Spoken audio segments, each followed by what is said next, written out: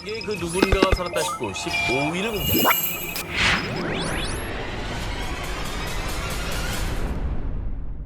(2007년 5월) 멕시코의 수도 멕시코시티에서 약 50km 떨어진 작은 도시 메테펙. 이곳에서 농장을 운영하던 마라오 로페즈는 창고에서 들리는 아주 기괴한 울음소리의 정체를 찾아 나섰는데요. 그런데 대체 이게 뭐야? 지금까지 살면서 단 한 번도 본 적이 없는 괴 생명체가 쥐덫에 걸려 발버둥 치고 있는 겁니다. 뭐야? 그거 아니야 그거? 스미골? 자, 어린 아기보다도 작은 몸집에 털 하나 없이 매끈한 피부, 그리고 긴 꼬리를 가지고 있었습니다. 아 골룸이잖아 꼬리도 있네, 골룸. 저게 생각해보세요. 집에 있는 덫에 저게 걸려 있었다고 생각해보세요. 진짜 무서웠겠는데? 아니 저걸 놔줄 수도 없고 죽이기도 찝찝하고 아 막 죽이면 안 되지 일단. 자, 이상한 생김새 괴 생명체가 두려웠던 로페즈는 결국 괴 생명체를 익사시켰고요. 왜? 그 사체를 한 대학교 연구팀에 의뢰해 DNA 조사 등 연구에 들어갔는데요. 이 생물체는 인간도 아니지만 사람이 만들어낸 인위적인 생물체는 더욱 아닙니다. 대학 연구팀은 해당 괴 생명체가 인간과 비슷한 관절을 가지고 있지만 골격은 도마뱀의 특징을 가지고 있다며 지구상에 현존하는 어떤 생명체하고도 일치하지 않는다고 분석. 다만 뇌 후두엽이 발달한 것으로 보아 매우 지능적인 생물체일 수 있다는 조사 결과를 내놓았습니다. 쥐 같기도 하고 도마뱀 같기도 하고 머리랑 팔 보면은 약간 사람 같기도 하고. 그러니까 한 몸에 여러 생명체 어. 특징들이 막 혼재하고 있죠. 외계인인가? 뭐야? 실제로 괴 생명체가 발견된 지역이 UFO가 빈번하게 목격되는 곳이라 괴 생명체가 아기 외계인이라는 추측이 확산되기도 했습니다. 그런 가운데 얼마 뒤 들려온 충격적인 소식. 괴 생명체를 가장 처음 발견했던 로페즈가 마을 인근 도로변 위 불에 한 채 버려져 있는 차량 안에서 숨진 채 발견된 겁니다. 어머! 자, 그런데 정말 이상한 점은요. 로페즈의 시신에서 다른 외상이나 타살의 흔적은 전혀 발견되지 않았다는 건데요. 이에 일각에서는 죽은 아기 외계인이 저주를 내린 거다라는 주장까지 제기됐습니다. 똑같이 이 물에 익사시킬 때 뭐 어디 가뒀을 거 아니에요? 꼼짝 못하게. 꼼짝 못하게 차 안에 가둬놓고. 같은 방식으로 이제 복수를 당한 거예요. 네. 타살한 적이 없다 그러니까 외계인의 소행일 수 있잖아요. 그렇죠. 인간의 흔적이 아니니까. 자, 과연 농장에서 발견된 괴 생명체의 정체는 아기 외계인이었을까요? 만약 외계인이 맞다면 그는 외계인에게 복수를 당했던 걸까요? 거기에 그 누군가가 살았다 싶고 13위를 공개합니다. 이번 특종은 고고학계에 큰 논란을 일으킨 물체입니다. 루마니아 클루즈나포카 지역의 한 박물관에서 기원불명이라고 표기돼 전시됐습니다. 이게 왜? 뭐야? 먼저 이 물체에 대해서 설명을 좀 해드리겠습니다. 이 물체가 1973년 루마니아 중부 아이우드 지역에서 건축 공사를 하던 중에 지하 약 10m 지점에서 발견됐습니다. 길이는 20cm, 폭은 12.5, 두께는 7cm고요. 특히 저 오목한 부분, 한눈에 봐도 누가 기계로 정밀하게 가공한 것처럼 보이죠. 그렇죠. 이 물체의 정확한 용도 파악을 위해 스위스 로잔의 한 연구소에서 탄소 연대 측정을 실시한 결과 이 물체는 25만 년 전에 만들어진 것으로 보입니다. 라고 발표. 그런데 말입니다. 더욱 충격적인 것은 기계로 정교하게 깎아서 만든 듯한 이 물체의 주 성분은 알루미늄. 알루미늄을 가공해 만든 것이었습니다. 25만 년 전에 알루미늄을 가공한다고요? 그러니까요. 부석기 시대 아니에요? 아니, 알루미늄은 전기를 이용해서 합성으로 만들어진 그 금속 아닙니까? 그러니까 이게 현대 기술로 만들어진 그런 어떤 금속에 가까운 건데. 문과인데 상당히 많이 알아요. 아니, 이 정도 다 알죠. 아니, 재련 기술이라는 게 이게 이론은 적용을 해도 이 에너지 여론이 없으면 못 뽑아내는 거잖아요. 근데 이제 알루미늄은 인위적인 그거다. 재련 기술이 없어도 네. 자연적으로 어떻게 알루미늄이 형성된 걸 이렇게 갖다 쓴 게 아니, 아니에요. 근데 전기로 만드는 거. 자연적으로 만들어질 수 있지 않아요, 알루미늄? 번개 착 해가지고 이렇게. 지각에 매장된 원소인 알루미늄을 인류가 발견해서 알루미늄이라는 이름을 붙인 게 1807년입니다. 19세기잖아. 이 알루미늄을 재련해서 포크와 같은 물건으로 가공하고 생산해서 사용하기 시작한 것은 1856년부터고요. 그러니까 인류 역사에 알루미늄이 등장한 게 불과 200여 년밖에 안 되는데 루마니아에서 발견된 이 알루미늄 물체가 25만 년 전에 만들어졌다? 말도 안 돼. 이게 과학적으로 말이 안 되는 겁니다. 아니 구석기 시대면은 저기 돌도 안 갈아 쓰던 때인데 무슨 알루미늄을 재련을 해요. 혹시 그거 아닐까요? 정 기자님이 좋아하는 타임캡슐. 이게 어떻게 이리 뭐야? 아 엽기적인 그녀야? 아니 죄송한데 그건 타임캡슐이고요. 이게 그러니까 대만에서 아 타임캡슐. 한 2년 머신. 한 2년 전으로 돌아가서 나 아직도 타임캡슐이랑 타임머신 헷갈려. 누가 타임머신 타고 25만 년 전으로 갔다가 실수로 저거 놓고 왔거든요. 던져놓은 거지. 아 번개 자작설이 저는 가장 유력해 보입니다. 번개 자작설. 자작설. 번개 자작. 25만 년 전 알루미늄 물체의 존재가 드러나자 역사학자, 과학자들은 대혼란에 빠졌고요. 급기야 이 물체의 구성 물질은 지구의 기술과 결합할 수 없습니다. UFO의 흔적이 분명합니다. 외계인이 지구에 방문한 흔적이라는 주장이 제기됐습니다. 외계인이 실제로 존재했고 25만 년 전에 루마니아 쪽에 왔었다는 얘기네요. 논란 끝에 결국 이 알루미늄 물체는 기원불명이라는 표기와 함께 루마니아 클루즈나포카의 박물관에 전시됐다고 합니다. 루마니아에서 발견된 25만 년 전 알루미늄 물체. 정말 외계인이 지구에 남기고 간 흔적일까요? 2009년 12월 9일 새벽 노르웨이 북부에 위치한 핀마크 지역. 사람들은 갑자기 하늘에 떠오른 정체불명의 빛 때문에 대혼란에 빠졌는데요. 이거 사진으로 보시죠. 에이 합성이네. 이거는 뭐. 전부 에이. 저런 색깔이 나올 수가 있나? 그러니까. 요즘 우리 어떻게 보고 저 사진을. 그래. 전 조작이죠. 그래. 무조건 그렇게 생각이 되시죠? 네. 자, 그들이 목격한 것은 상공에 떠 있는 나선형의 불빛. 소용돌이 마냥 시계 방향으로 빠르게 회전하고 있었는데요. 그리고 3분 뒤 소용돌이 중심부에서 푸른빛의 광선이 나타나더니 이내 흔적도 없이 사라져버렸습니다. 노르웨이를 떠들썩하게 만든 이 괴현상을 두고 지구 물리학 관측소의 연구원인 투롤스 린 한센은요. 그 빛은 미사일 발사 실험 중 발생한 불빛입니다. 누출된 미사일 연료가 공중에서 떠돌다가 떨어진 것이죠. 나선형 불빛의 정체를 미사일에 누출된 연료로 지목. 불빛이 발견되기 전날 러시아 해군이 핀마크 지역 인근의 바렌츠 해에서 미사일 실험 발사를 한 사실을 증거로 제시했습니다. 하지만 천문학자인 조셉 박사의 생각은 달랐는데요. 바렌츠에서 미사일 실험 발사가 수차례 진행됐지만 단 한 번도 그런 불빛이 발견된 적은 없습니다. 미사일 발사에 실패할 경우 폭발로 인해 기체가 여러 조각으로 나뉘게 되는데 나선형 불빛이 목격된 주변에서는 그 어떤 흔적도 발견되지 않았다고 했습니다. 그럼 그 빛은 도대체 뭐였을까요? 그러게. 그래서 조셉 박사가 추측한 광선의 정체는 나선형 비행을 하는 미확인 비행물체, 즉 UFO가 남긴 흔적이라는 것입니다. 수많은 의문들을 남긴 노르웨이의 나선형 불빛. 그런데 2012년 중동 5개 나라에서 이 소용돌이 광선이 또다시 포착됐는데요. 이번엔 5개 나라에서 발견된 겁니다. 비슷하긴 한데 이게 또 어떻게 받아들일지 모르겠어요. 미스테리하네요. 하늘에서 발견된 미스터리한 소용돌이 불빛. 우리가 모르는 거대한 음모가 숨겨져 있는 걸까요? 누가 빙산을 네모나게 잘랐나? 지난해 나사에서 남극대륙 북서쪽 웨드레 항공 촬영 중 아주 놀라운 것을 발견했습니다.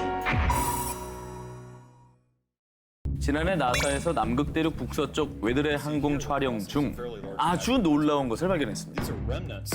자, 우와. 보세요. 우와! 네모 반듯하죠? 아, 너무 예쁘다. 저 정도면 무슨 레이저 칼 같은 걸로 자른 거 아니에요? 너무 얼음이 예쁘게 너무 잘랐는데? 직각으로 잘렸는데 이렇게? 극지방의 빙하 등을 통해 기후변화를 연구하는 나사 산하의 아이스 브리치 팀이 발견한 건데요. 마치 칼로 썰어낸 듯 완벽한 직사각형 빙산의 너비는 약 1.6km에 달하는 것으로 추정이 됐습니다. 그 왜 빙산하면은 그 왜 우리가 잘 아는 그 타이타닉에 나온 딱 그 모습이 생각나잖아요. 그렇죠. 그렇습니다. 아이스 브리치의 선임과학자 제레미 하백마저 지금까지 이렇게 두 모서리가 정확한 각도로 깎인 빙산은 처음 봅니다. 라고 말할 정도로 놀라움을 금치 못했습니다. 그런데 여러분이 알고 있는 빙산만 있는 게 아닙니다. 이건 판상 빙산입니다. 나사의 빙하 과학자인 켈리 브런트는 이 미스터리한 직사각형 빙산을 두고요. 충분히 과학적으로 설명 가능하며 이런 빙산을 탁상형 빙산인 판상 빙산이라고 전했습니다. 그런데 그의 주장을 받아들이지 않고 재조사를 요구한 전 세계 누리꾼들. 왜냐? 나사가 뭔가를 숨기고 있다는 이유였죠. 지금까지 발견된 판상 빙산은 자연적으로 분리된 울퉁불퉁한 흔적은 꼭 남아있기 때문이죠. 그렇지. 저건 너무 반듯해요. 정말 김연아가 트리플 악셀을 할 수 있을 것 같은. 아 맞아 스케이트링 같아요. 정말 링크 같잖아요. 뭐가 있어? 뭐 있는 것 같죠? 뭐가 있어요? 뭐가 있을까? 야, 그러면 대체 이유가 뭡니까? 처음 제기된 주장은 비밀 정보에서 만든 기지. 하지만 이 주장에 대한 반박. 이 빙산이 위치한 남극은 사람이 살 수 없는 지역에 있으며 또 빙산 너비만 1.6km에 달하기 때문에 인위적으로는 절대 만들 수 없다는 의견이 나왔습니다. 그런데 이때 또 제기된 또 하나의 주장. 외계 생명체 비밀 기지. 그 무엇으로도 설명되지 않는다면 외계 생명체의 소행이란 얘기죠. 외계 생명체의 소행. 마치 칼로 베어낸 듯한 직사각형 빙산의 진실. 과연 이 빙산에는 어떤 비밀이 숨겨져 있을까요? 위대한 우주 업적의 비밀? 2014년 11월 12일 과학계를 떠들썩하게 한 역사적인 기록이 세워졌습니다. 유럽 우주국 ESA가 발사한 해성 탐사선 로제타호의 탐사 로봇 필레가 인류 역사상 처음으로 무려 지구로부터 5억 1천만 킬로미터 떨어진 해성 67피 착륙에 성공한 것인데요. 그런데 말입니다. 사상 최초의 해성 착륙, 그 속엔 나사와 유럽 우주국이 외부에 절대 공개하지 않으려 한 비밀이 숨어 있다는데요. 필레가 착륙한 67피 해성은 진짜 해성이 아닙니다. 에? 자작극? 주작? 이것도 해성- 뭐 달 착륙 조작 이거 비슷한 거예요? 자, 영국의 유명 언론사에 따르면 탐사 로봇 필레가 실제 착륙한 곳은 67피라는 해성이 아니라 유럽 우주국이 비밀에 붙인 외계인의 함선이라는 것. 외계인의 더 함선? 안에 더해. 더 대단한 데 날아간 거 아니야, 그럼? 그러니까. 그럼 칭찬해줘야 되는 거 아니야? 더 잘 된 건데? 칭찬해줘야 되잖아. 자, 역사적인 해성 착륙을 둘러싼 음모론, UFO 관련 사이트를 운영하는 스콧 워링이 탐사 로봇 필레를 쏘아 올린 유럽 우주국의 내부 고발자에게 받은 이메일에서부터 시작이 됐는데요. 이메일에 따르면 탐사 로봇 필레가 착륙한 67피 해성은 이미 약 20년 전에 나사가 우주에서 알려지지 않은 발원지로부터 의문의 신호를 감지했던 곳이라는데요.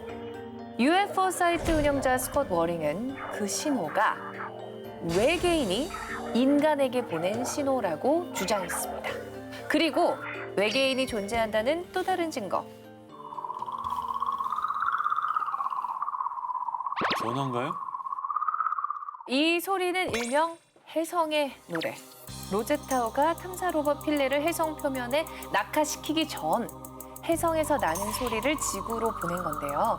일각에서는 이 해성의 노래가 자연적인 환경에서 나는 소리가 아닌 외계인들이 서로 소통하는 소리라고 주장했습니다. 과연 음모론일 뿐일까요? 러시아 총리가 밝힌 1급 기밀.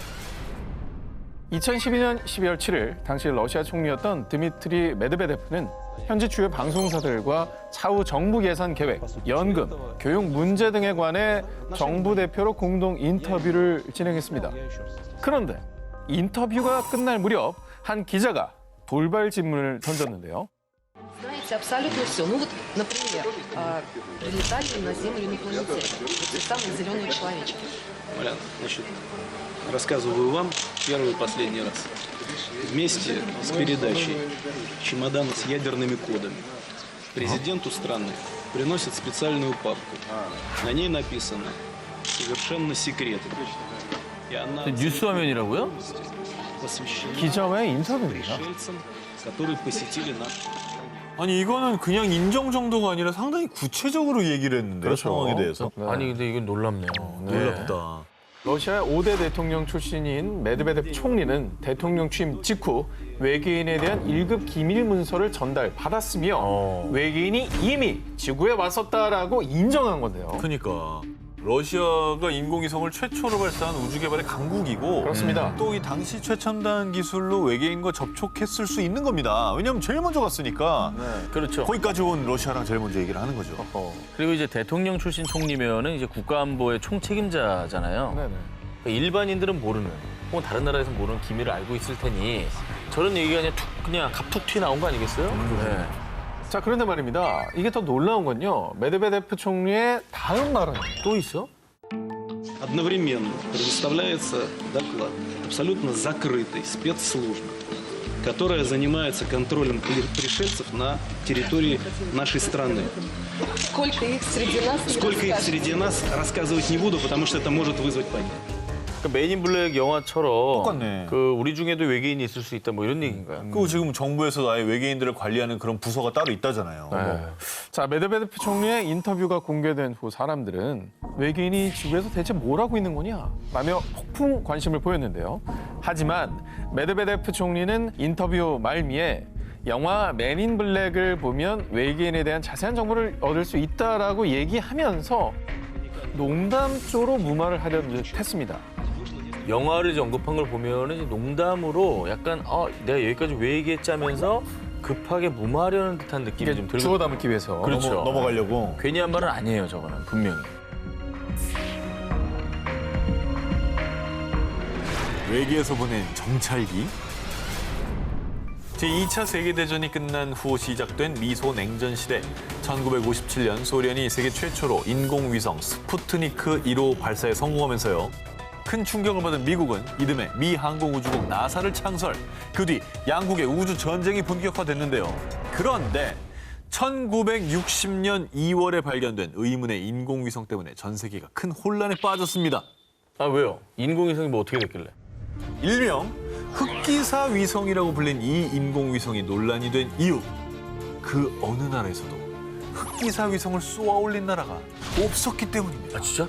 그리고 더 혼란에 빠진 건 당시 예상한 흑기사 위성의 무게는 무려 약 15톤.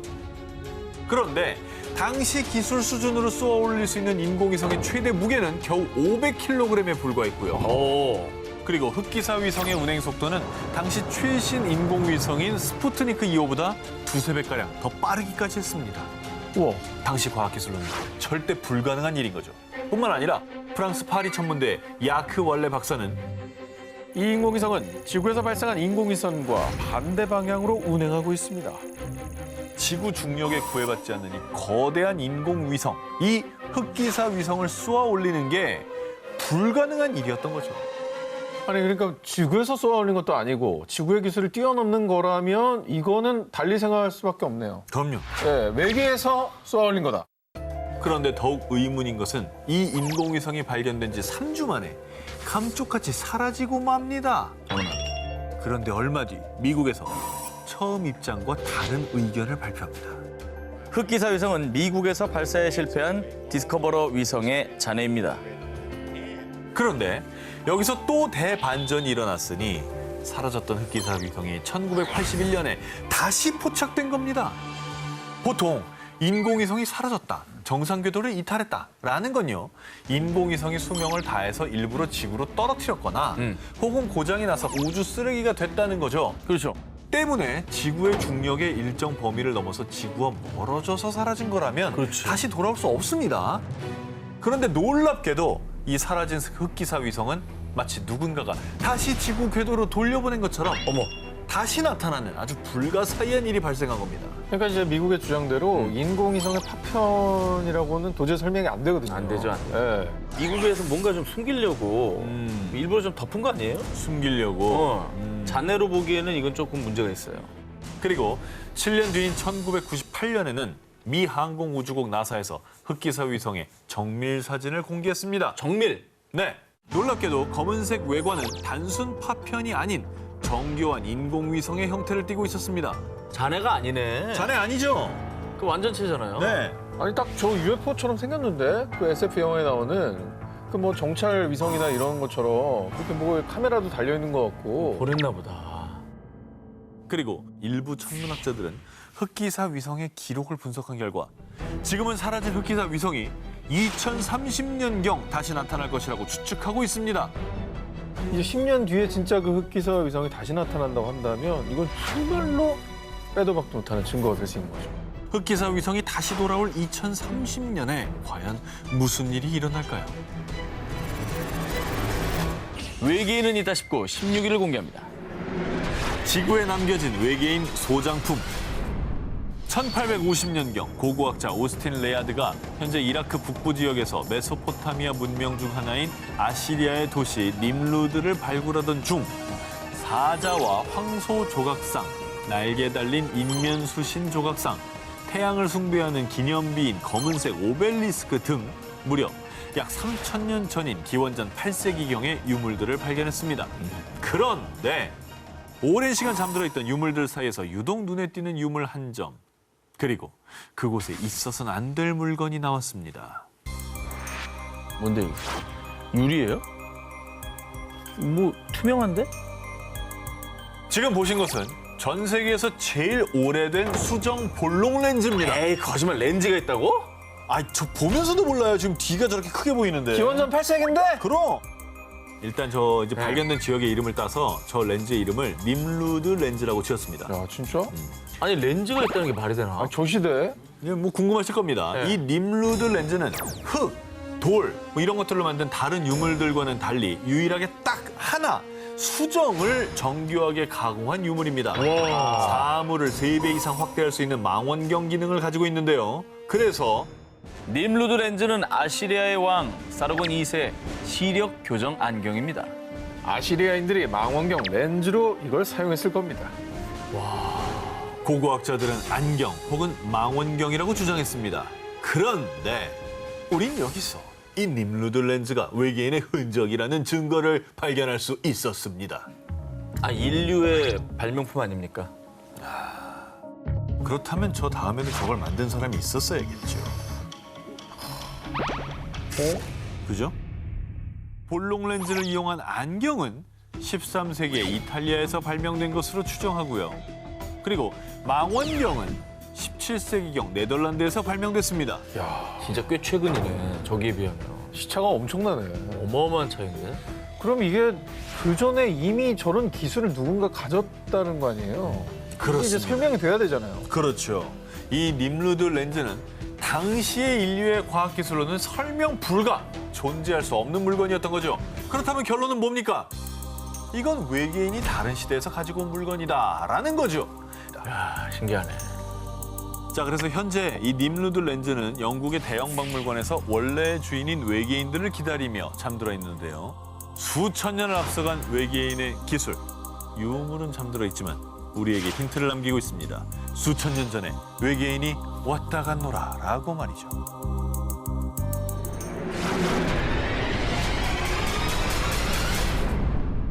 지상 최대 수수께끼 중 하나인 페루의 나스카 지역.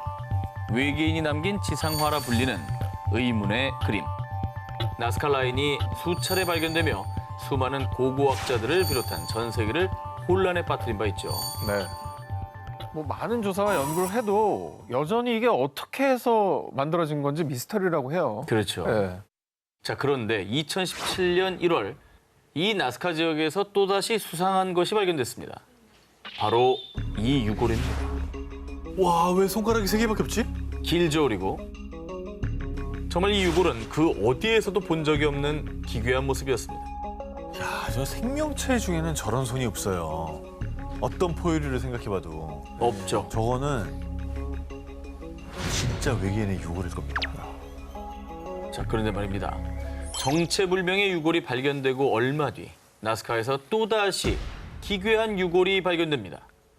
웅크려 앉은 모습이 언뜻 보면 사람 같지만요. 머리는 마치 외계인처럼 길쭉한 모양이고요. 무엇보다 도무지 인간이라 할 수 없는 긴 손가락과 발가락은 각각 3개. 아, 진짜. 바로 이전에 발견됐던 손 모양 유골과 매우 흡사했습니다. 어머, 어머. 나스카에서 의문의 유골이 발견됐다는 소식이 전해지자 사람들은 지구에 사는 생명체의 유골이 아니다 라며 외계인의 유골이 아니냐는 주장을 제기했습니다.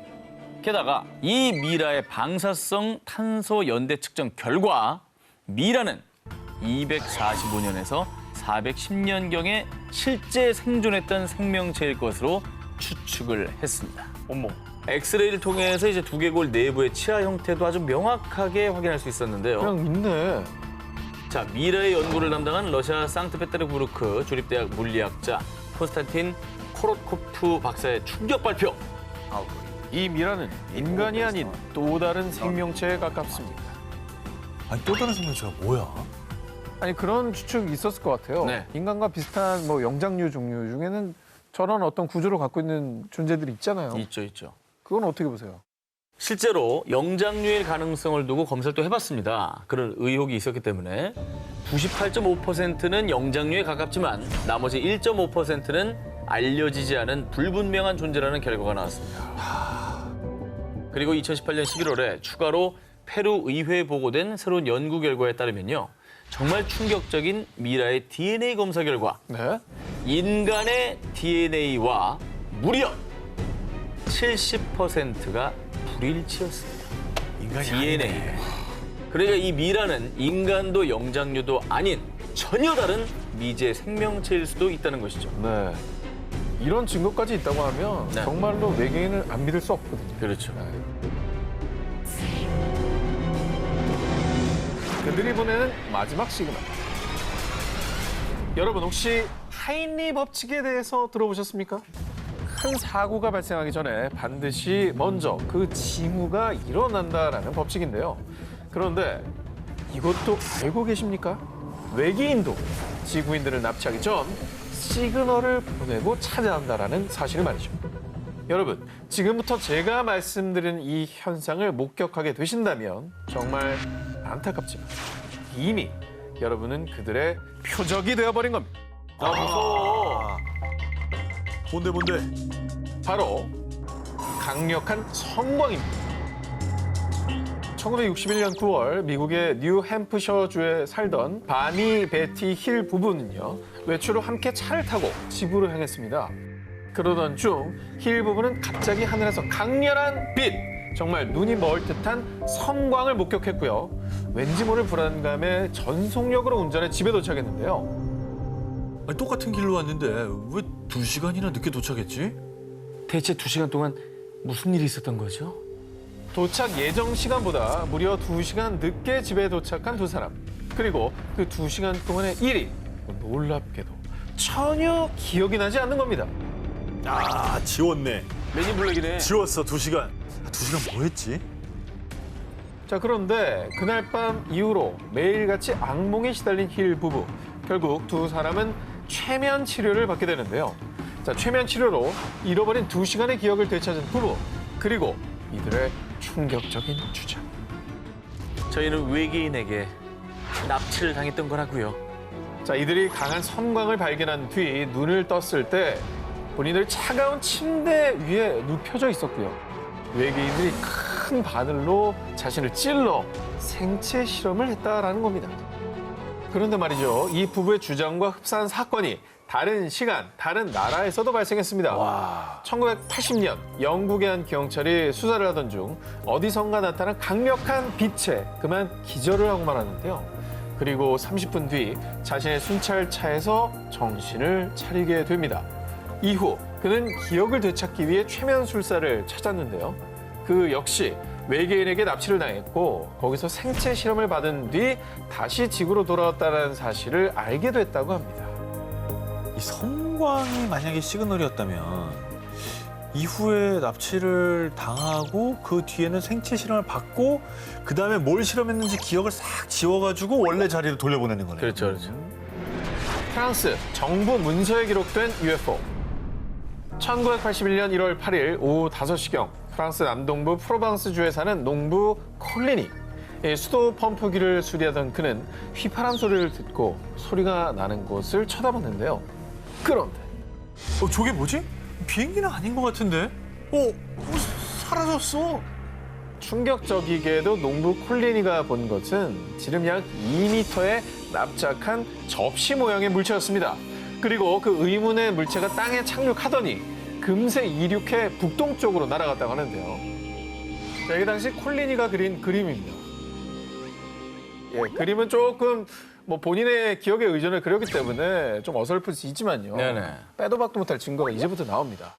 자, 그리고 바로 다음 날 당시 프랑스 국립항공우주국산하연구소 GIFAN에서 조사 요원들이 파견돼 조사를 실시했습니다. 그런데 비행 물체가 착륙한 지점에서 열과 압력으로 인한 변화가 나타났습니다.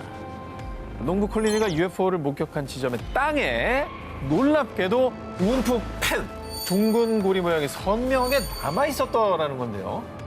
비행 물체가 이륙했다라는 농부 콜리니의 증언에 현장에서 흙과 식물을 채취해 열 검사를 한 결과 또 정말로 충격적인 사실이 추가 확인됐는데요. 이게 중요합니다. 물질. 자, 비행 물체가 착륙한 것으로 추정된 지점이 300도에서 600도씨의 열에 그을려 식물들의 엽록소가 30에서 50% 감소. 그리고 약 4, 5톤의 기계적인 압력으로 인해 압축이 되어 있었던 겁니다. 어머나. 이거는 외계인 왔다 간 건데 그러면? 그리고 불을 태워봐요. 300, 600도예요, 이거. 자, 이 조사 결과는 1983년 당시 GIFAN 관계자가 아주 명백한 UFO의 증거라고 인터뷰를 하며 세상에 밝혀졌고요. 이 UFO 목격 사건은 UFO 추종자들 사이에서 국가기관이 UFO를 인정했다. 철저하고 과학적으로 기록된 외계인과의 만남이라는 반응과 함께 현재까지도 프랑스뿐만 아니라 전 세계에서도 가장 유명한 UFO 현상으로 알려져 있다고 합니다. 와, 근데 증거들의 어떤 그 신빙성이 좀 중요한 것 같긴 한데. 그렇죠. 아, 이거는 좀 놀랍네요. 그걸 국가기관이 인증을 해줬다는 겁니다. 그러니까. 프랑스를 발칵 뒤집어 놓고 농부의 눈에 띈 UFO. 외계인은 그날 숲에서 뭘 하고 있었을까요? 그리고 왜 황급히 이륙해 떠나간 걸까요? 호주 UFO 비밀 문건은 어디에? 지난 2011년에도 호주에서 발생한 이 사건 때문에 UFO에 대한 의혹이 더욱 증폭했습니다. 당시 호주의 한 신문사가 정보공개법에 따라 호주 당국에 UFO 목격 관련 정보 파일 공개를 요청했는데요. 그런데 남부 우메라에서 확인된 UFO 정보와 이상현상에 관한 보고서 이외에는 아무것도 찾을 수가 없었습니다. 이에 UFO 관련 정보 공개를 요청했던 호주의 신문사는요. 호주 국방부가 UFO 관련 정보 파일들을 고의로 폐기했을 가능성이 있습니다. 국가에서 관리하는 기록을 분실한다는 게 말이 됩니까? 하필 공개 요청을 했을 때 이게 또 없어졌다고 하는 게 뭔가 약간 궁색해 보이죠. 시점이 애매하고 뭔가 공개 못할 내용이 있기 때문에 분실 폐기한 거 아니냐 이런 의혹이 충분히 나올 수 있는 거거든요. 폐기 안 했을 수도 있을 것 같고. 자, 그런데 말입니다. 호주 당국이 UFO 정보를 은폐한다는 의혹은 이뿐이 아니죠. 이른바 호주의 51구역이라 불리는 파인갭. 공식적으로는 미국과 호주의 안보를 위한 군사기지인데 한간에는 파인갭이 UFO 비밀 연구기지라는 음모론이 떠돌고 있습니다.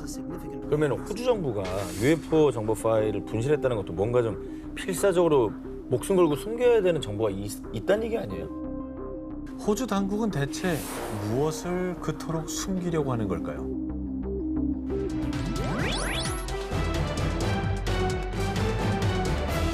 자, 이번 특종은 아무리 아니라고 해도 여전히 많은 이들이 믿고 있는 음모론입니다. 바로 1969년 인류 최초로 달 착륙에 성공한 아폴로 11호 영상은 조작됐다는 달 착륙 조작설입니다. 바람이 불고 있어요, 성조기에. 조작됐습니다. 말이 안 그리고 되잖아요. 역대 미국 대통령이 매번 질문 받는데 계속 부인하고 있는데 아직도 사람들이 안 믿어줘요. 안 믿을 만큼 이상한 일이에요. 그게 언제적 얘기입니까? 자, 그동안 우리들이 흔히 알고 있던 의혹들은 아니고요. 좀 더 구체적이고 아주 충격적인 내용입니다. 음모론자들의 주장에 따르면요. 아폴로 11호 달 착륙 영상이 사실은 스튜디오에서 촬영된 것인데 그래. 이 영상을 촬영한 사람 바로 공상과학 영화의 거장 스탠리 큐브릭 감독이라는 겁니다. 호호. 자, 아폴로 11호 달 착륙 1년 전인 1968년 큐브릭 감독의 영화 2001 스페이스 오디세이가 개봉했는데요. 자, 그런데 이 영화를 본 나사가 큐브릭 감독을 스카우트. 달 착륙 조작 영상을 제작했다는 겁니다. 그럼 엄청난 능력자 아닙니까? 네. 전 저분은 만들 수 있다고 봐요. 자, 과연 그럴까요? 음모론자들에 따르면 1980년 큐브릭 감독의 또 다른 명작 샤이닝에 아폴로 11호에 대한 비밀 코드가 숨겨져 있다고 합니다. 비밀 코드가. 자, 먼저 영화 주인공인 잭의 아들 데니가 입은 스웨터에는 아폴로 11호가 그려져 있고요. 저 뒤에 넣은 거 아니야? 아니에요. 진짜 저걸 입고 나왔어? 그럼 저걸 왜 입고 나와? 그러게. 데니가 앉아있는 카페트의 무늬는 실제 아폴로 11호 발사대 패턴과 유사. 그러네. 보십시오. 저런 패턴이 흔한 것도 아니에요. 또 주인공 잭이 속담인 All work and no play makes Jack a dull boy라고 타이핑하는 장면이 나오는데요. 여기서 All, ALL이 어머머. A11, 즉 아폴로 11호를 의미한다는 겁니다. 큐브릭 감독이 진짜 이게 말은 못하겠고 대회비니까 영화를 통해서 메시지를 줬고 그걸 우리가 이제 알아낸 거네. 그래서 결국 한국에서 방송까지 하고 있잖아. 혹시 뭐 큐브릭 감독이 뭐 해명은 했나요? 아쉽게도 큐브릭 감독은 이 음모론에 긍정도 부정도 하지 않았습니다. 왜 부정을 안 해? 왜 부정 안 해? 그리고 1999년 결국 큐브릭 감독이 세상을 떠나며 달 착륙 조작 음모론이 묻히는가 싶었는데요. 여봐. 그런데 16년이 지난 2015년 영국의 영화 제작자 패트릭 모레이가 생전 큐브릭과의 인터뷰를 공개. 어머머머머머. 그 내용은 정말로 충격적이었습니다. 이거 봐라 이거. NASA promised me and gave me a lens, a special lens, which they used to photograph the moon. 진짜 저렇게 말했네. 자백을 했네요. 그냥. 음모론이 아니네. 하지만 큐브릭 감독의 아내 크리스티아는 영상 속의 목소리는 실제 큐브릭의 목소리와 다르다고 주장했지만 여전히 음모론자들은 영상이 사실이라고 주장. 결국 큐브릭 감독을 둘러싼 달 착륙 조작 음모론은 여전히 현재 진행형이라고 합니다.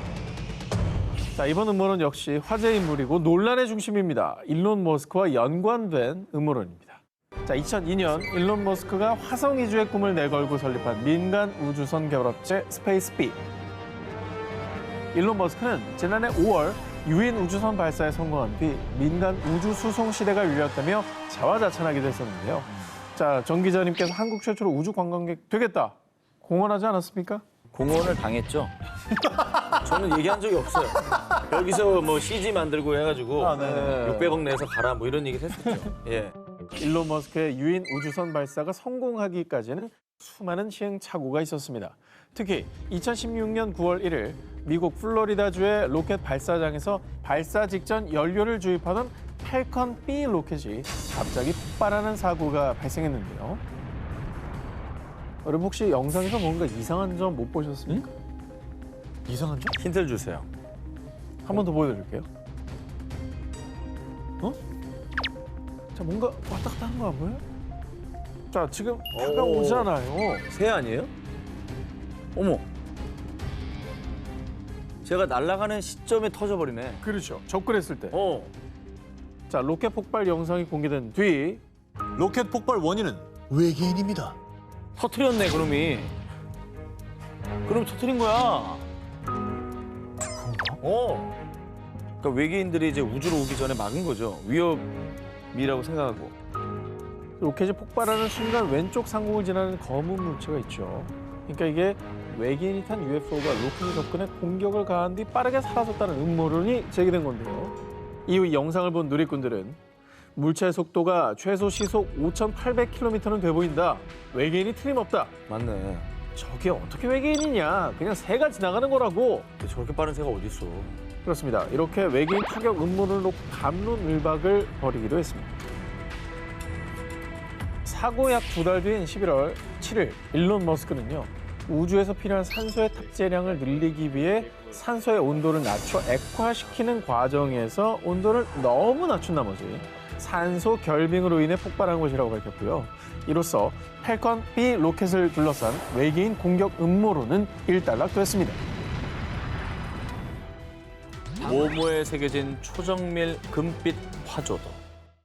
자, 여러분 정말 놀랍게도 우리나라에도 설명 불가사의 미스테리한 외계인의 흔적이 존재했습니다. 그 흔적이 발견된 곳은 바로 신라의 역사가 살아 숨쉬는 경주. 어떤 흔적인지 사진으로 보여드리겠습니다. 이게 뭐죠? 금박 장신구 같은데요. 금박으로 보이죠? 네. 또 이게 왜 외계인 흔적이에요? 2016년 경주 동궁과 월제에서 출토된 해당 유물은 8세기 통일신라 시대의 순도 99.99%의 금박 유물, 삼각단화 쌍조문 금박인데요. 정말 정교해 보이지 않습니까? 문양이 진짜 예쁘다 근데. 그래. 또 순도가 99.99면 사실상 불순물이 거의 없는 거잖아요. 네네. 그것도 그거지만 그게 되게 연하잖아요. 저런 걸 새겨 넣기가 굉장히 힘들다고. 그걸 이제 가능하게 한 기술이 있었다는 거잖아요. 그걸 인간이 했을까요? 이 유물이 외계인의 기술이라고밖에 설명이 안 되는 이유를 보여드립니다. 와, 진짜 정교하다. 어머. 왜 그림 예술이네. 저렇게 보니까 더 예쁘다. 지금 만들었다 생각해도 뭐 무방한. 와, 진짜 정교하다. 어머. 아니 네. 그림을 진짜 촘촘하게 잘 그렸다. 눈 돌아간다. 놀라긴 이릅니다. 눈 돌아가. 아, 풀샷 나오네. 풀샷 크기 봅시다. 뭐? 이렇게 작다고? 뭐라고? 이게 뭐야? 우와. 이걸 사람이 한다고? 이걸 사람이 어떻게 합니까? 8세기에. 이거 자. 어떻게 해, 진짜? 이 금박 유물은 가로 3.6cm, 세로 1.17cm로 고작 궁전 사이즈. 종이처럼 얇은 0.04mm 두께의 금박에 머리카락보다 가는 0.05mm 선으로 새 2마리와 꽃을 표현했습니다. 우와. 이 유물의 미스테리함은 동시대 금속 공예품과 비교해봐도 알 수가 있습니다. 통일 신라시대 공예 기술의 정수라 불리며 금속의 문양을 새긴 유물 중 정교하기로 유명한 가문사지 동 3층 석탑 사리장엄구의 모습입니다. 게다가 우리나라의 극초정밀 기술은 예로부터 정평이 나 있긴 하지만 고려의 이전 시대인 통일 신라 시대의 금박이 훨씬 더 정밀했던 것입니다. 전체적으로 이제 모양이나 이런 건 되게 예쁜데 와, 정교함은 와. 못 따라가죠. 화조도가 진짜 압권이네요, 진짜. 야, 이게 진짜 가능한 건가? 신기하게도 마치 외계인이 알려줬거나 외계인이 만들고 사라져버린 것처럼 해당 유물에서만 발견된 정교하고 세밀한 금박 기술의 흔적. 이에 대해 국가무형문화재 조각장 김용훈 보유자는 현미경을 보고해도 못 만들 불가사의한 작업입니다. 레이저 같은 현대 장비로 제작할 수 있는지도 실험해 봐야 알 수 있을 정도로 섬세하네요. 이렇게 뭐 현대 시대에도 분명히 하기 힘들 것 같아요. 근데 이걸 통일신라 시대 때 만들었다고 하니까 그게 정말 놀라운 거고. 그러니까 이게 저걸 어떻게 하냐 이거지. 사람 손이 그 구분이 가능한 육안으로 잘 안 보일 것 같은데. 안 보이죠. 그러니까. 1mm도 힘들어요. 저러니까 외계인이 왔다 소리 하는 거예요. 호련히 사라진 외계의 발명품. 이번에 제가 찾은 외계인의 흔적 사진 먼저 보여드리겠습니다. 저거 본 적 있어요? 무슨 뭐 게임 아이템 같아. 자, 지금 보신 것은 무려 약 2000년 전인 서기 132년에 만들어진 세계 최초의 지진 감지기 후풍 지동입니다. 이 지진 감지기는 놀랍게도 그 옛날에 지진이 어느 방향에서 발생했는지를 감지해내는데요. 이 지진 감지기를 만든 것은 중국 후한의 천재 발명가이자 중국의 레오나르도 다빈치 장형입니다. 그런 그의 발명품 중에 후풍 지동이는 역작 중의 역작. 지름 1.8m 항아리의 바깥쪽엔 구슬을 문 8개의 용 머리가 나침반의 8방향을 향하게 했고요. 만약 지진이 발생하면 용의 입에서 구슬이 떨어져 개구리 입 안으로 들어가 크게 울리는데요. 이때 공이 떨어진 방향은 즉 지진이 발생한 곳이라는 뜻. 그런데 138년 2월 폐하, 서쪽 용에서 구슬이 떨어졌나이다. 폐하, 서쪽 지역에서 지진이 발생했다는 전갈이 옵니다. 당시 수도에서 무려 400km 떨어진 지역에서 발생한 지진을 장형의 지진 감지기가 정확히 측정해냈는데요. 근데 400km면 일단 저 당시는 연락이 오는데 며칠 걸렸을 거예요. 며칠 정도가 아니겠지. 말 타고 왔을 테니까. 보름 걸리지. 그러나? 야, 저건 어떤 원리로 만든 걸까? 그러니까 진동을 감지하는 걸 되게 민감하게 만들었나 보다.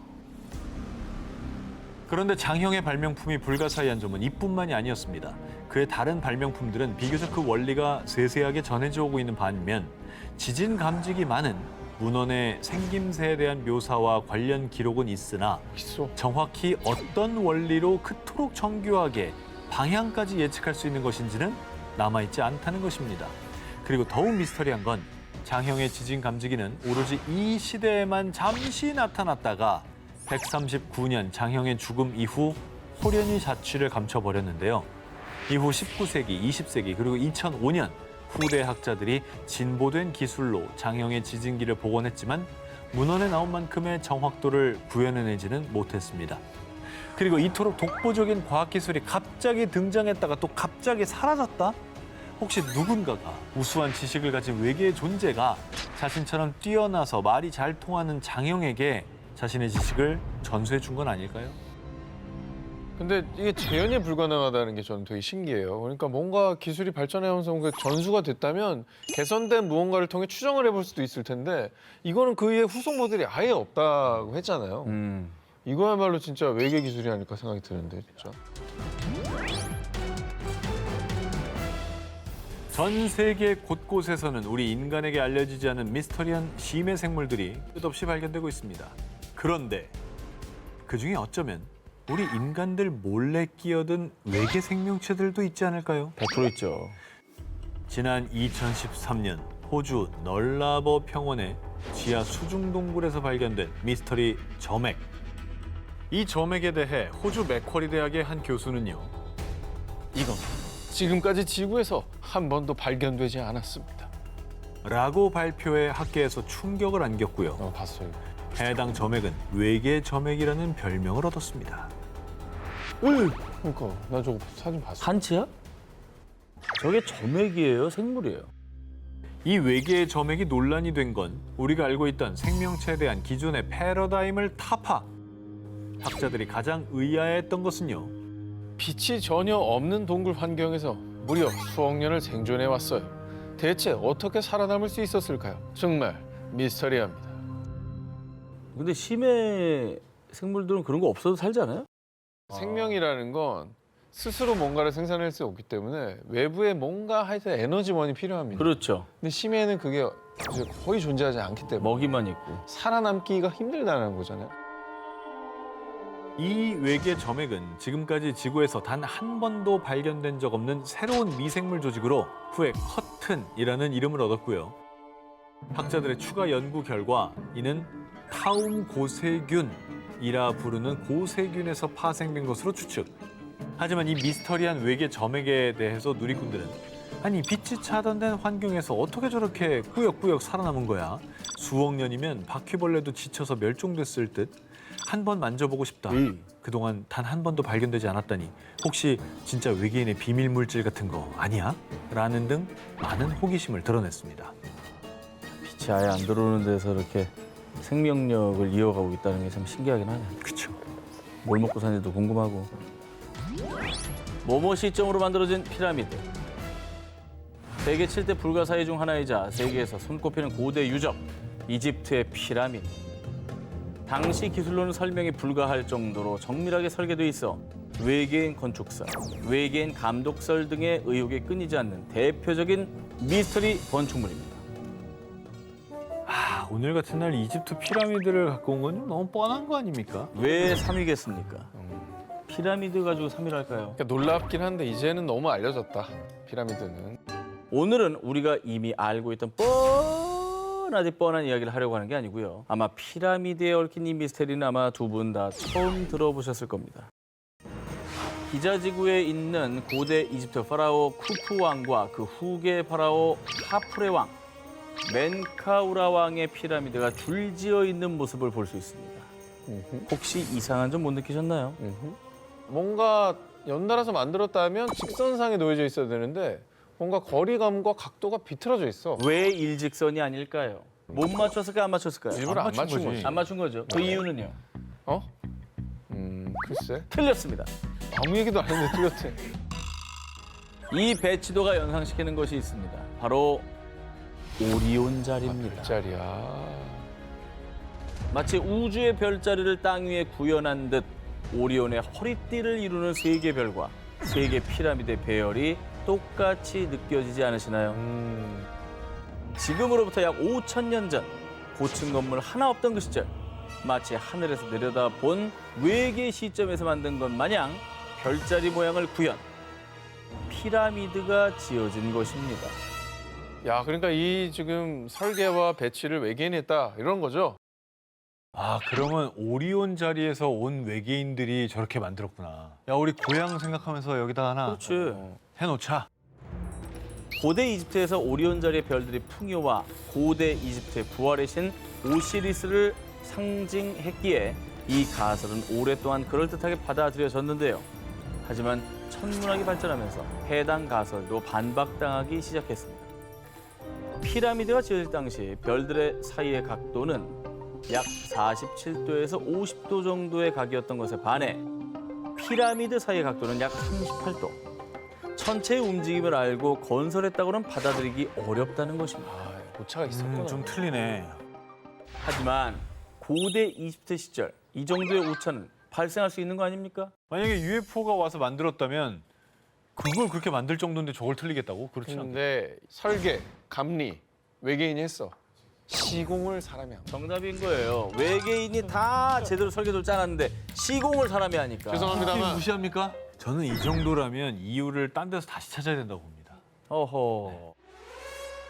피라미드는 아직도 풀리지 않는 너무나도 많은 수수께끼를 품고 있습니다. 과연 그 배후에 정말 외계인이 존재하는 걸까요? 외계인이 남긴 지구 리셋의 흔적, 위성 지도에 포착된 외계인들의 거주지. 우리가 가장 오래됐다고 알고 있는 건축물, 보통 약 5,000년 전에 지어진 피라미드나 스톤헨지를 떠올리실 겁니다. 그런데 튀르키예에 무려 그보다 6,000년 전 앞서서 지어진 건축물이 있었습니다. 기원전 9,500년부터 건축되기 시작. 인류 최초의 신전으로 추정되는 göbekli tepe입니다. 이곳은 현재까지 10%만 발굴돼 아직도 신비에 쌓여 있습니다. 진짜 큰데요? 규모가? 어마어마하죠. göbekli tepe의 초기 유적지는 그야말로 경이로운 그 자체. 최대 높이 5.5m T자 형태의 200개 이상의 돌기둥이 20겹으로 원을 이루고 있습니다. 기둥 하나의 무게만 10톤에서 20톤으로 무거운 건 무려 50톤에 달했습니다. 그런데 전문가들에 따르면 이 정도의 돌을 운반하고 조각하려면 최소 500명의 노동력이 필요. 그렇다면 이들을 관리할 지배자, 왕이나 신관이 필요하다는 얘기죠. 노동력을 부릴 수 있는 집권자가 등장한 시기는 농경사회. 하지만 당시 이 지역은 가족 단위로 동물을 사냥하던 수렵사회였습니다. 즉, 매머드가 뛰어놀고 문자도 존재하지 않던 시절 누군가, 어떤 집단, 어떤 지배자는 고도화된 석재 가공술과 측량술, 수학 지식까지 철저한 계획하에 수준급 기술을 갖춰 göbekli tepe를 만들었거나 혹은 이 모든 기술을 전수해줬다는 얘기입니다. 상식이라는 것도 언제든 깨지게 마련인데 아하. 우리의 지금 현재 상식으로는 도저히 불가능한 거죠. 이거 가지고 벌써 놀라시면 안 됩니다. 수상한 점은 또 있습니다. göbekli tepe는 초기 유적지가 가장 우수하며 기술이 갈수록 퇴보했습니다. 무엇보다 기둥 일부를 몇 년에 걸쳐 재배치하거나 조각을 부수는 등 누군가 외부에 이 기술들이 알려질 게 두려웠는지 후기로 가면 갈수록 복잡하게 구조를 바꾸고 자취를 훼손하고 지운 흔적이 발견됐습니다. 이를 두고 사람들은 göbekli tepe는 고의로 버려진 겁니다.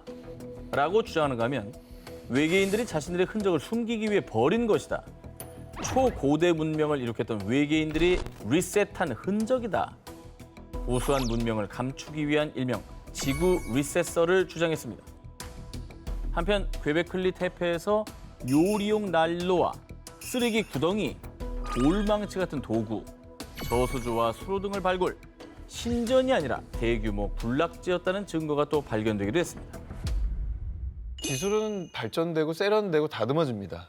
이게 왜 자꾸 이제 거꾸로 계속 가니까. 거꾸로 가니까 의심이 되는 거지 이제. 신기해, 신기해. 외계인들은 무엇을 숨기고 싶었던 걸까요? 그리고 정말 리셋의 흔적이라면 완벽히 숨기지 않고 흔적을 남겨둔 이유는 뭘까요? 충격적인 소식입니다. 외계인들의 집단 거주지로 추정되는 곳이 위성 지도에 포착됐습니다. 오, 지도에 나왔어? 볼 수 있습니다. 오, 정말? 외계인들이 지금 이 순간 지구 어딘가에 존재한다면 인간은 절대 찾을 수 없는 곳에 꼭꼭 숨어 살고 있지 않겠습니까? 그곳은 바로 태평양 한가운데 해저였습니다. 진짜? 저 타워. 언뜻 보더라도 자연적으로 형성된 지형물이 아닌 인공적으로 세운 저 구조물 아닙니까? 심지어 높이도요, 무려 1.6km입니다. 현존하는 세계에서 가장 높은 빌딩보다 2배나 더 높은 것이죠. 그러니까 인간의 기술로는 불가능한 무려 1.6km 높이의 거대 타워를 누군가 태평양 바닷속 한가운데 세워놨다는 겁니다. 이건 초고도 문명을 가진 외계인이 아니라면 절대 불가능한 일이죠. 그래서 이 위성 사진을 공개한 이는 인간의 발길이 닿지 않는 심해에 외계인들이 살고 있다고 주장했습니다. 전 개인적으로 외계인이 존재하는 이유 중에 이게 가장 설득력 있는 것 같아요. 인간이 가장 모를 만한 태평양 한가운데 바닥에다가 그러니까 우리가 뭐 높다고 하는 알프스나 에베레스트도 산이라는 형태를 띠고 산맥으로 이렇게 올라가지 이렇게 서 있진 않잖아. 그렇지. 여러 가지 지각작용 때문에 저렇게 이렇게 우뚝 서 있는 건 정말 부러지기 십상이라는 거지. 그런데 더욱 소름 끼치는 건 말입니다. 보도에 따르면 위성상에서 이 타워와 일직선으로 연결해 닿는 곳이 이집트의 기자 피라미드였습니다. 진짜? 수중 거대 타워와 피라미드가 일직선상에 위치하는 것입니다. 이게 어떻게 우연이야? 그런 거야? 그런 건가? 아, 그럼 이 피라미드가 외계인이 지었다는 설이 있잖아요. 그런 소리 있죠. 외계인들이 반대쪽에다 피라미드 지어놓고 툭툭 그 반대쪽에다는 자기네들 집 지어놓고 툭. 저기 있는 심해어들만 알겠죠. 그 진실. 그러니까. 숨어 살기엔 너무 최적화돼 있지. 우리는 못 최적화돼 가거든 저기. 아니 그렇지. 있다고 해도 찾아갈 수가 없어요. 불가능하죠. 그죠? 위성 지도 속의 타워의 정체는 아직 정확히 밝혀지지 않았는데요. 순식간에 지구에 출몰했다가 사라지는 외계인들. 어쩌면 우리가 갈 수 없는 심해에 그들만의 기지를 세워두고 몰래 숨어 있는 건 아닐까요? 지구에 그 누군가가 살고 있다 싶고 17일을 공개합니다. 휴대폰에 녹음된 뭐뭐. 자, 이번 영상은 여러분 소리에 집중해서 잘 들어주길 바랍니다.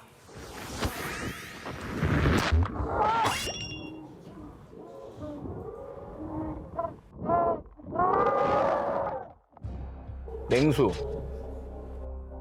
뭘 보고 사람들이 놀라서 지르는 소리인데? 자, 어쩌면 이 소리는 지옥에서 온 누군가의 비명일지도 모릅니다. 지옥의 소리가 녹음이 됐어요? 자, 이 정체불명의 비명이 녹음된 곳은 섭씨 82도의 뜨거운 온천 속. 자, 미국의 황량한 사막 한가운데 생성된 이 온천은 직경 약 180m, 깊이 약 15m로요. 움푹 패인 지형에서 뜨거운 증기와 가스까지 뿜어져 나와 일명 악마의 가마솥이라 불리고 있습니다. 아, 무시무시하다. 82도면 거의 커피 끓이고 라면 끓이고 할 수 있는. 큰일 납니다. 아니 근데 녹음을 어떻게 한 거예요? 뭐 휴대전화를 떨어뜨린 거예요? 뭐예요? 지난 2020년 디지털 제품 리뷰를 하는 너튜버가 신형 휴대폰 성능 테스트를 위해서 드론에 휴대폰을 매달아 이 악마의 가마솥에 풍덩 집어넣었는데요. 자, 그런데 분명 사람은 절대로 들어갈 수 없는 이 뜨거운 온천 속에서 사람의 목소리 같은 비명이 녹음된 겁니다.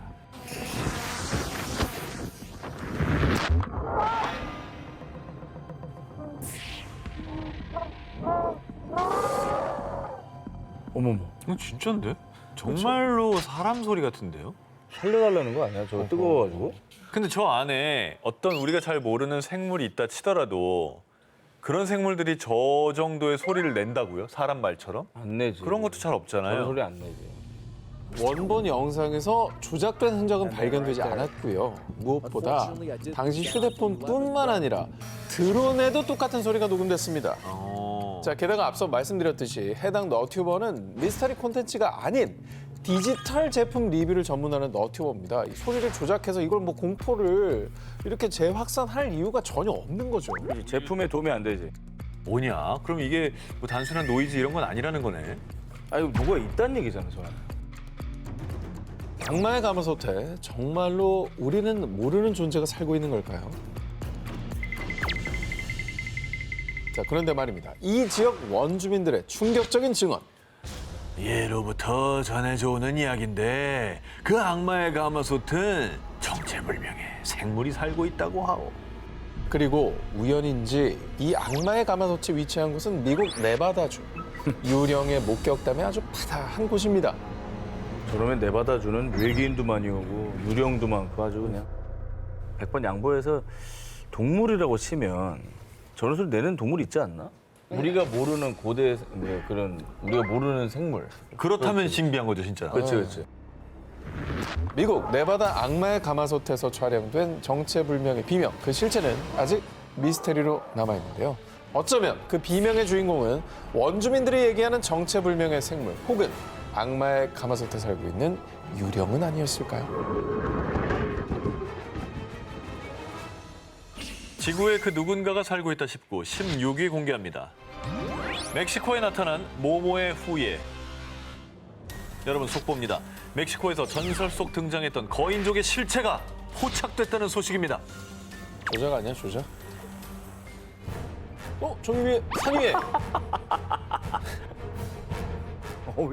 진짜 큰 거잖아. 저 사이즈면 진짜 한 30m? 20m는 돼 보이는데? 그지? 진짜 큰 건데, 저 정도면. 더 클 수도 있지. 2022년 멕시코 라블랑카에서 포착된 의문의 존재.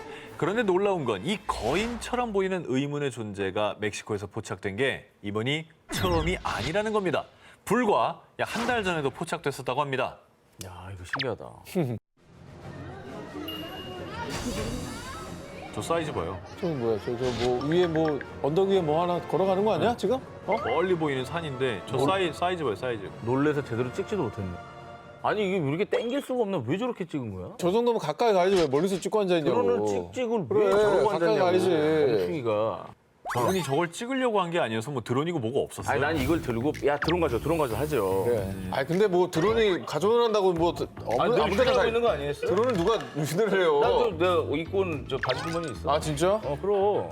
이렇게 날리면 되는 거 아니야? 지주머니에 있다고? 그럼요. 바지 좀 가져와봐라. 할리스코와 아구아스 칼리엔테스를 연결하는 고속도로에서 거인을 목격한 운전자에 따르면 전설 속의 거인을 직접 본 것 같았어요. 아니 조금만 더 있었으면 마치 공격할 것 같았다니까요. 산 꼭대기 위에서 포착된 거인. 멀리서 봐도 마치 전봇대 크기처럼 어마어마한 크기로 위협적이었습니다. 근데 저렇게 큰 존재가 있었다면 당연히 이전의 실체가 좀 밝혀지지 않았을까요? 많은 사람들이 이거는 착시다 이렇게 주장하기도 했는데요.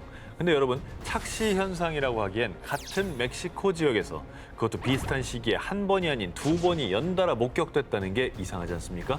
게다가 멕시코인들은 혹시 전설 속의 퀴나메친의 후예가 아닐까? 멕시코에서 전해지는 거인족 퀴나메친 전설을 소환, 현존하는 멕시코 퀴나메친의 후손이 모습을 드러낸 것이다 라고 주장했습니다. 실제로 멕시코엔 거인족 관련 전설들이 전해져 내려오는데요. 먼저 멕시코의 오토미 문명은 중부지방에 3m에서 6m 크기의 거인 종족이 존재했었다고 기록. 그리고 올메카 문명은 거인들에게 술을 바쳐 잠들게 한 후 제거했다는 기록까지 존재합니다. 아니 그냥 뭐 구체적인 기록도 있고 거인들이 실제로 이제 뭐 신화 속에 등장했다고 하니까 무엇보다 두 번이나 찍혔다는 거. 그렇지. 이게 이제 굉장히 뭔가 신빙성을 더해 주는데요. 그렇죠. 아마 그 대장한테 혼났을 수도 있어. 자꾸 나가 들키지 말라고. 멕시코에서 두 번이나 목격된 의문의 정체. 정말 전설에서 존재하던 거인족 퀴나메친의 후예일까요? 그렇다면 그들은 어디에 숨어 살고 있는 걸까요? 지구에 그 누군가가 살고 있다 싶고 15위를 공개합니다. 영국 주택가 천사의 방문. 여러분은 천사의 존재를 믿습니까? 전혀 안 믿는군요. 과학의 영역을 뛰어넘는 그 존재를 인정하긴 쉽지 않지만요. 여기 진짜 천사를 봤다고 주장하는 사람이 있습니다. 전 봤어요. 조용히라고 하기만 해봐. 김세현. 아 왜? 보자마자는 천사가 됐는데. 열심히 산다. 2014년 영국 런던의 자치구 바킹의 한 주택가. 30대 여성 미르제타 비노케는 친구들과 가든 파티를 즐기던 중 밤 하늘이 아름다워 휴대폰 카메라로 촬영을 했습니다. 그런데 잠깐만. 이게 뭐지? 비둘기인가? 이렇게 생긴 비둘기가 어딨어. 여기 날개 봐봐. 완전 천사잖아. 미르제타와 친구들이 사진 속에서 발견한 건 동화나 성경 속에서나 나오던 천사의 형상이었습니다. 네? 저기 찍힌 거예요. 천사보다도 그 요정 느낌 있잖아. 동화 속에는 그 요정. 팅커벨. 뭔가 나비나 잠자리의 날개 형태를 가진 그 요정 느낌이에요. 그렇지. 예. 제 생각엔 초점이 안 맞은 뭔가의 새의 깃털 같아요. 빗정 저렇게 복잡하게 돼 있다고? 그럼 그러니까 초점이 안 맞았기 때문에 저렇게 보였을 거야, 아마. 나방이나 하루살이 등의 벌레로 치부하기엔 너무도 이해 안 되는 점이 있었습니다. 이 형상은 자체 발광, 마치 형광등을 켜놓은 것 마냥 너무도 밝게 빛나고 있었다는 겁니다. 물론 반딧불이처럼 스스로 발광하는 곤충도 있지만요. 아무리 봐도 이 천사의 형상과 반딧불이는 너무도 다르게 생기지 않았습니까? 다르죠. 그저 반딧불은 저 사진처럼 그 배 끝에만. 있는 데만 불나요. 배만 나와요. 불이 나오지. 그렇게 전체적으로 불 들어오는 게 아니에요. 그렇지. 게다가 현존하는 나비나 나방 중에 저렇게 마치 형광등을 켜놓은 것 마냥 전신이 밝게 발광하는 종은 학계에 보고된 바가 없습니다. 반딧불은 무조건 아니 생각할 필요도 없이 아니고 좀 뭐냐 도대체. 게다가 미르제타가 천사의 존재를 더 확신하게 된 이유가 있었습니다. 엄마, 근데 나도 엊그저께 침실에서 창문을 봤었는데 아주 밝은 흰색 선광 같은 걸 봤었어요. 정말 천사가 아닐까요? 그녀의 아들도 문제의 사진이 포착되기 불과 이틀 전에 정체불명의 밝은 섬광을 목격했다는 겁니다. 한 명이 아니라 여러 명 있을 그러니까. 경우에는 이게 또 신뢰를 더해주거든요. 그러니까 의문의 성광의 존재가 굉장히 궁금하네. 창가에 비쳤던 의문의 흰색 섬광과 이틀 후에 목격된 천사의 형상. 이게 과연 우연 그뿐이었을까요? 지구에 그 누군가가 살고 있다 싶고 14일 공개합니다. 봉인된 무덤 속 시간 여행자의 흔적. 2008년 중국 광시 쌍스현. 명나라 시대 중기 약 400년 전 무덤으로 추정되는 봉인된 고분에서 정말 충격적이게도 시간 여행자의 흔적이 발견됐습니다. 400년 전인데 뭔가 특이한 게 나왔구나. 이게 나왔습니다. 시계 아니야? 400년 전이면 우리나라에 저기 해시계 물시계 만들던 때 아니에요? 아니 해시계 물시계를 떠나서 시계 자체가 없을 때잖아요. 없죠. 그때는. 저런 시계가 있었냐고. 저 안에 진짜 톱니가 들어있는 시계였던 거야? 난 그게 궁금한데. 자, 구리로 된 이 유물을 잘 살펴보면은 약 10mm 두께의 문자판에는 시침과 분침까지 있습니다. 옆면에는 시간을 조절할 수 있는 버튼도 있습니다. 그런데 이 미니 시계가 시간 여행자의 흔적으로 의심받는 이유. 바로 시계 뒷면에 새겨진 영문자 SWISS. 스위스! 역시 시계는 스위스죠. 스위스라고 새겨져 있는 겁니다. 자, 여러분, 스위스제 시계를 나타내는 스위스라는 글자를 시계에 각인한 건요, 불과 몇십 년 전부터입니다. 그러게. 그리고 무엇보다 이 시계 제작 시기는 최대 100년 전으로 추정되는데요. 그런데 이 시계가 발견된 곳은 최소 400년 전의 고분. 그러니까 약 100년 전의 시계가 400년 된 명나라 시대 고분에서 발견이 됐다. 이거는 엄청난 미스테리죠. 그러니까 이거는 무조건 타임머신 아니면 설명이 안 되는데? 그렇지 않아? 시간 여행자죠. 이거 뭐 반박을 해봐. 아니, 저거 발굴하는 사람들이 설마 유명세를 얻으려고 막 던져놓은 건 아니겠죠? 자, 일각에서는요. 이전에 도굴꾼이나 탐험가가 먼저 무덤을 발굴했다가 떨어뜨린 거 아니야? 그러니까. 이 시계의 존재를 의심했습니다. 하지만 이곳은 봉인된 무덤으로 400년 동안 유물이 손상되거나 도난을 당한 흔적이 없었습니다. 없었어. 누가 들어간 적이 없었어요. 분명히 시계에 스위스가 적혀 있지만 시계 브랜드는 물론 누가 왜 이 시계를 만들었는지 추측이 아예 불가능합니다. 자, 그렇다면 대체 이 시계의 정체는 무엇일까요? 그러니까 도굴꾼이라는 게 말도 안 되는 게 도굴꾼이면 꺼내와야지. 뭐 꺼내와야죠. 이걸 못 집어넣겠어? 희한하다 진짜. 신기하다.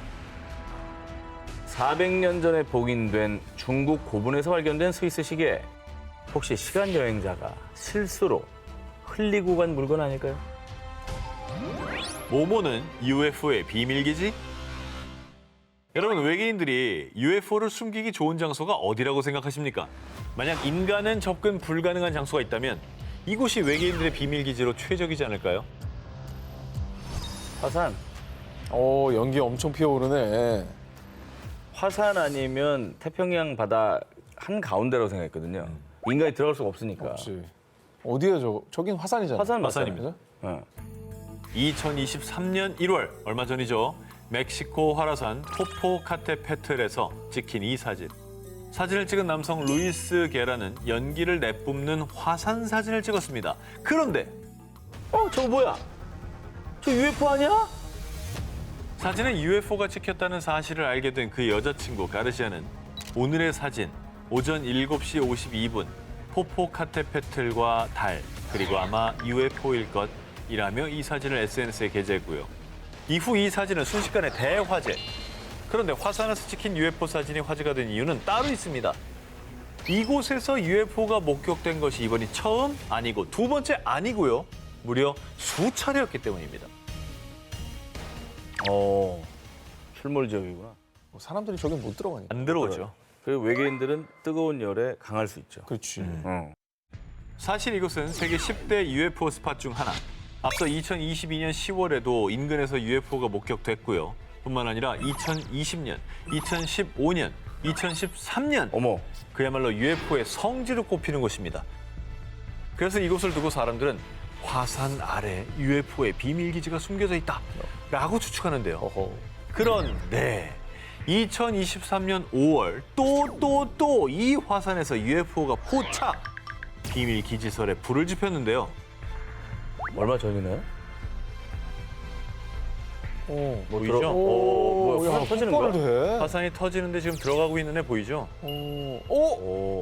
진짜. 별똥별 아니야? 유성은 꼬리가 약간씩 이제 흔적이 생기잖아. 그게 없네. 그게 없네. 아, 저 화산 터질 때 싹 들어가나 보다, 안 보이게. 그리고 보통은 빛이 나는 게 이렇게 뿜어서 나오는데 쟤는 저 반대로 들어가잖아. 보통 그냥 잠깐 왔다 가는데 저긴 되게 초장기로 저기서 지금 뭐 기거하듯이 상주하고 있나 있잖아요. 본데. 집을 저는 것 같아요. 그러니까. 외계인 여러분, 이쯤 되면 저희 프리한 식구랑 인터뷰 한번 해줄 때도 되지 않았나요? 바닷가에서 발견된 모모. 자, 이번 특종은 영상부터 공개하겠습니다. 이게 뭘까요? 이건 뭐 실물입니다. 손 같은데 손가락뼈. 사람 손가락 뼈라고 하기에는 손가락이 너무 길다. 피아노 치면 한 옥타브 왔다 갔다 그냥 합니다. 거의 뭐 두 옥타브는 가능하겠네요. 그렇죠. 자, 이 영상은 2022년 11월 20일 브라질 상파울루주의 한 해변에서 촬영된 것입니다. 산티아고와 수자 커플이 우연히 이 의문의 뼈를 발견했습니다. 그런데 도무지 사람 뼈라고 볼 수 없는 이것. 5개의 손가락은 사람인 듯하지만 사람 손보다는 훨씬 거대한 크기. 무엇보다 훨씬 더 단단한 연골이 붙어 있었습니다. 야, 진짜 이상하게 생겼다. 자, 커플은 이 섬뜩한 뼈의 정체를 밝히기 위해서 한 연구소에 분석을 의뢰했습니다. 이 연구소의 해양생물학자 에릭 코민에 의하면 뼈의 구조를 봤을 때 고래류의 뼈로 추측되긴 하지만 정확한 조사가 필요합니다. 돌고래 지느러미 뼈로 추측되기도 했는데요. 얼핏 보면 비슷해 보이기도 하지만요. 네. 고래 지느러미 뼈는 두 번째, 세 번째 뼈가 유독 긴 데 비해서 이 의문의 뼈는 두 번째, 세 번째, 네 번째 뼈의 길이가 비슷하게 길면서 휘어진 형태도 불규칙한 모습을 띠고 있죠. 모르겠다, 이건 진짜. 진짜 이상한 뼈다. 자, 이 의문의 뼈를 본 현지인들 또한 어쩌면 공룡뼈일지도 몰라. 이 너의 손 아니야? 라며 해변에서 발견된 손을 둘러싼 논란은 좀처럼 사그러들지 않고 있습니다. 브라질 상파울루의 한 해변가에서 발견된 의문의 흔적. 어쩌면 그곳에 인간이 모르는 무언가가 살고 있는 걸까요? 지구에 그 누군가가 살고 있다 싶고 7위 공개합니다. 지구에 남겨진 외계인의 후예. 그 진실은? 지구 어딘가에 외계인의 후예가 살고 있다면 믿으시겠습니까? 근데 저는 믿을 것 같아요. 저는 외계인은 분명히 믿거든요. 왜냐면 이 넓은 광활한 우주에 그러니까. 생명체 하나 없겠습니까? 우리만 있을 리 없다. 자, 이번 특종은 말이죠. 일각에서는 조작된 얘기에 사이비 과학으로 치부되지만 또 어떤 이들 사이에서는 실존하고 있다고 믿는 외계인의 후예, 드조파인에 대한 이야기를 준비했습니다. 1938년 중국의 고고학자 치프테이 박사는 티베트와 중국의 접경 지역에서 상형 문자가 표시된 716개의 화강암 원반과 의문의 무덤을 발견했습니다. 어머. 무덤 속 해골들은 신장 120에서 138cm의 작은 키와 비정상적으로 큰 머리를 가져서 사람의 유골로는 보이지 않았습니다. 야, 이거는 맨날 그 SF 같은 데 보면 나오는 외계인 너무 그림 전형적이다. 너무 봤던 외계인이야. 아, 쟤 때문에 그런 게 나온 거라니까. 그런 거겠지. 그렇죠. 그러다가 오랜 시간이 흘러서 원반에 새겨진 상형 문자가 해독됐다고 알려지며 파장을 일으켰습니다. 아니에요? 해독됐으면 뭐 거기 다 나와 있겠네. 나와 있습니다. 그 내용이 되게 중요해요. 그렇죠. 신분증이에요, 일기장이에요? 자, 원반에 적혀 있다고 주장되는 내용. 약 12,000년 전 지구상의 외계 우주선이 충돌. 우주로 돌아갈 수 없게 된 외계인들이 지구에 살게 됐다는 충격적인 내용이었습니다. 헐. 그리고 영국의 한 명문대학 교수 카릴 로빈 에반스는 자신 또한 1947년에 티베트와 중국의 접경 지역을 탐험하다 키가 120cm도 되지 않는 사람들을 발견했다며 그들이 스스로를 외계인의 후손인 드조파인이라고 소개했다고 주장했습니다. 아니, 이게 사실이라면 이걸 왜 우리는 여태 모르는 거예요? 자, 이 이야기는 데이빗 가몬, 하우스도르프 등에 의해 책으로 소개가 됐고요. 많은 이들이 외계인의 후예, 드조파인의 존재를 믿게 됐습니다. 그런데 말입니다.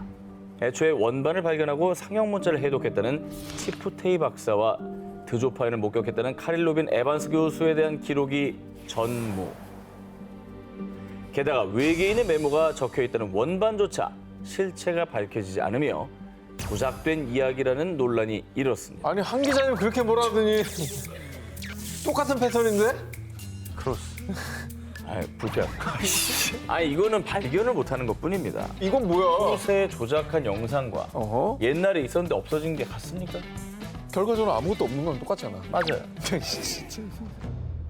그리고 1995년 중국 언론에서 동쪽 지방에 120명의 드조파인이 생존. 분명 드조파인에 대한 보도가 있었는데 어느 날 그 보도조차 소리 소문 없이 사라졌다며 의문을 제기했습니다. 실체는 없이 추측과 소문만이 무성한 외계인의 후예, 드조파인들의 정체. 여러분은 어떻게 생각하십니까?